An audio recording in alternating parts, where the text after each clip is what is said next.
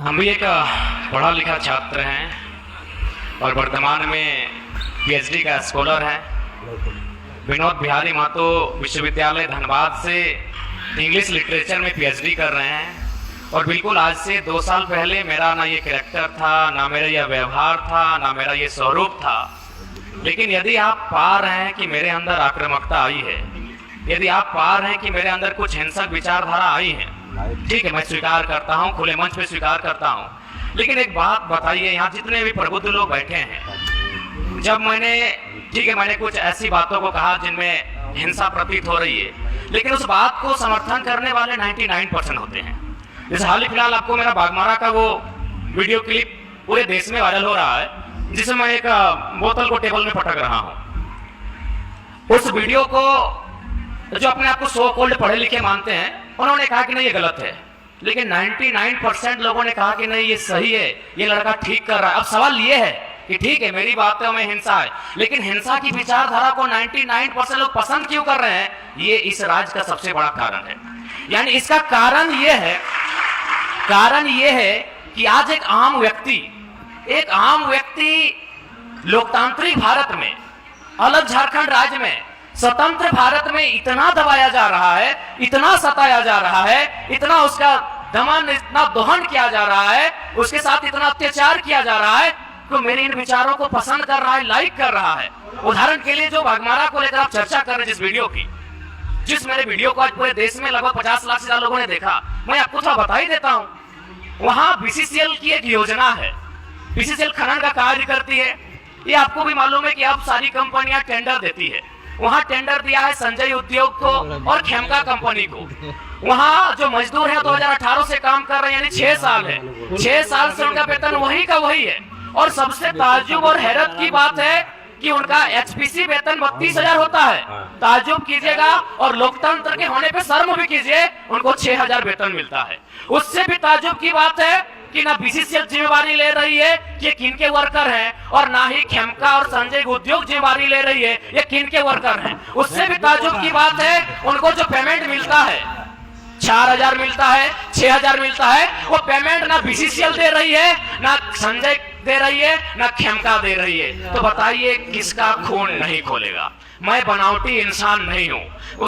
उस मीटिंग में 52 minute discussion हुआ था। मैंने 52 मिनट के बाद मुंह खोला था, और ये तो मीडिया चल रही थी और कैमरा में कैच हो रहा था, इसीलिए मैंने बोतल को टेबल में पटका। मां कसम हम किसी के मुंह में पटकते, आपके पांव तले जमीन खिसक जाएगी। जब आपने छेड़ा है तो सुन लीजिए। यही विनोद बिहारी विश्वविद्यालय में एक कंपनी, एक एजेंसी ने टेंडर लिया है। मजदूरों को ज्वाइनिंग लेटर के साथ साथ रिजिग्नेशन लेटर पे साइन करा गया। इस भारत में कहां होता है यार? मैं आक्रामकता की बातें करता हूं, कारण कौन है? रिजिग्नेशन लेटर पे साइन कराया गया है, कौन देगा उत्तर? भारत देश में 4 स्तंभ है कहने को, न्यायपालिका, कार्यपालिका, विधायिका, पत्रकारिता। कौन रिस्पॉन्सिबल है कि ज्वाइनिंग? ताजुब की बात है, ज्वाइनिंग लेटर भी मिला है और उनको साइन भी करा लिया है। क्या बोलता है रिजिग्नेशन लेटर? रिजाइन लेटर में भी साइन करवाया गया है। और एक घटना गोमिया की, जब मेरा सभा था बेरमो में, वो लड़का आया, उसने कहा कि जो एजेंसी है उनको पेमेंट देना होता है 20,000, लेकिन मेरा शर्त है उनका कि 20,000 आपके अकाउंट में देंगे, आपको 8,000 रिटर्न करना होगा, नहीं तो नौकरी से निकाल देंगे। उसके बाद भी अगर आपका खून नहीं खोलता है तो आप बनावटी लोग हैं, असल लोग नहीं है। अगर आप चाहते हैं मेरे अंदर की आक्रामकता कम हो, आप चाहते हैं मेरे अंदर की उग्र भावना कम हो, तो आज प्रबुद्ध लोग बैठे हैं। आज माननीय मंत्री दीदी बैठी हैं, आज माननीय मंत्री महोदय बैठे हैं, मंत्री 3 मंत्री बैठे हैं, आज प्रदेश अध्यक्ष महोदय बैठे हैं, सांसद महोदय बैठे हैं, झारखंड मुक्ति मोर्चा के फिलहाल पालनहार है बैठे, आज विधायक मैडम बैठी हैं, यहाँ भी एक विधायक बैठे हैं, यहाँ भी एक विधायक बैठे हैं। ये लोग तय करें कि इस प्रकार का जुल्म, शोषण, अत्याचार एक आम व्यक्ति पे, यानी जो लोग हाशिए पर हैं, जो लोग निम्न स्तर पे हैं, उनके साथ अन्याय नहीं होगा। जयराम महतो प्रेम की कविताएं लिखेगा, इनकलाब की बातें नहीं करेगा। जयराम जी, आप चूंकि टाइम का सबका स्लॉट बंधा हुआ है और सामने सब मिनिस्टर भी बैठे हुए हैं, एमपी एमएलए में जो हैं बैठे हुए हैं, सुखदेव भगत जी हैं, पूर्णिमा नीरज सिंह जी हैं, दीपिका पांडे सिंह जी हैं, मिथिलेश ठाकुर जी हैं, बन्ना गुप्ता जी भी हैं।